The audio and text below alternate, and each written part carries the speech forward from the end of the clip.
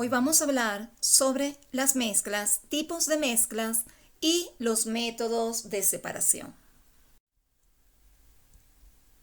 La mayoría de objetos y elementos de la naturaleza no están formados por sustancias puras, sino por una mezcla de ellas. Una mezcla es la unión de dos o más sustancias.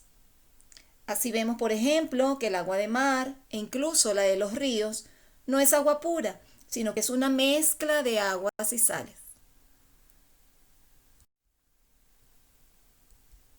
Tenemos las mezclas homogéneas.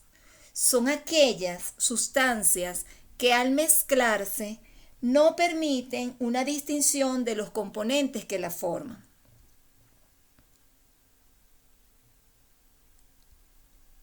En las mezclas homogéneas no se pueden distinguir sus componentes una vez que la mezcla está hecha.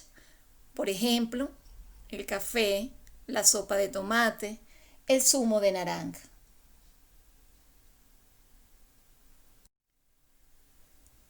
Tenemos también las mezclas heterogéneas, que son aquellas en las que podemos distinguir los distintos componentes que la forman a simple vista.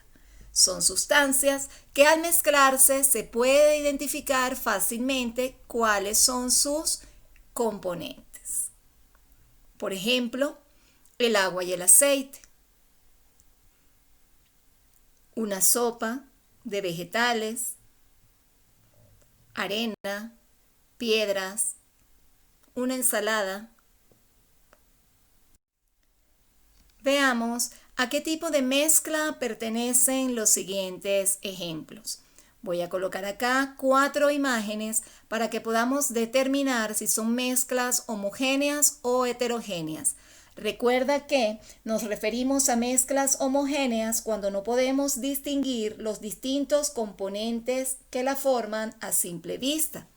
Y nos referimos a mezclas heterogéneas cuando los componentes son visibles, conservan su propiedad. En la primera imagen tenemos una mezcla que tiene cualidades heterogéneas. En la imagen inferior es una mezcla homogénea. Del lado derecho superior tenemos una mezcla heterogénea. Y en el lado derecho inferior tenemos una mezcla heterogénea.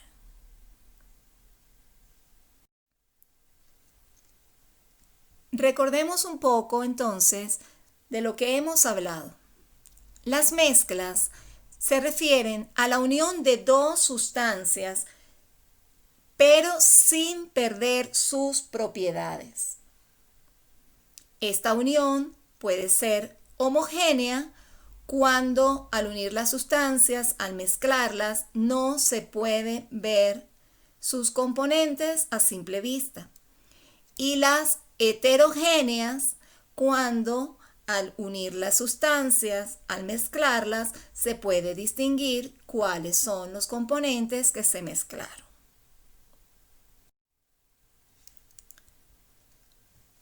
Hay varios métodos de separación de mezclas. Hablemos de algunos de ellos. El primero, filtración. La filtración es un método que se utiliza para separar mezclas entre sólidos y líquidos. Para ello, se hace pasar la mezcla por un filtro que retiene las partículas sólidas. Por ejemplo, cuando colamos café. El siguiente método de separación de mezclas se llama tamización. La tamización es un método que se utiliza para separar dos sólidos que pueden estar formados por partículas de diferentes tamaños. Se emplea entonces un tamiz, sedazo o malla que sirva para colar. Quedan retenidos en la parte superior las partículas más gruesas y deja colar las partículas más delgadas. La decantación. La decantación es un método de separación de mezclas que se emplea cuando tenemos líquidos o un sólido con un líquido. Para ello se deja reposar la mezcla hasta que el componente más denso se deposita en el fondo. Por ejemplo, cuando tenemos agua y aceite. Por último, la evaporación. La evaporación es una técnica utilizada para separar mezclas de sólidos disueltos en líquidos. Para ello se calienta la mezcla de manera tal que el líquido se evapore y queda únicamente el sólido. Por ejemplo, para obtener sal del agua del mar. Muchas gracias por tu atención.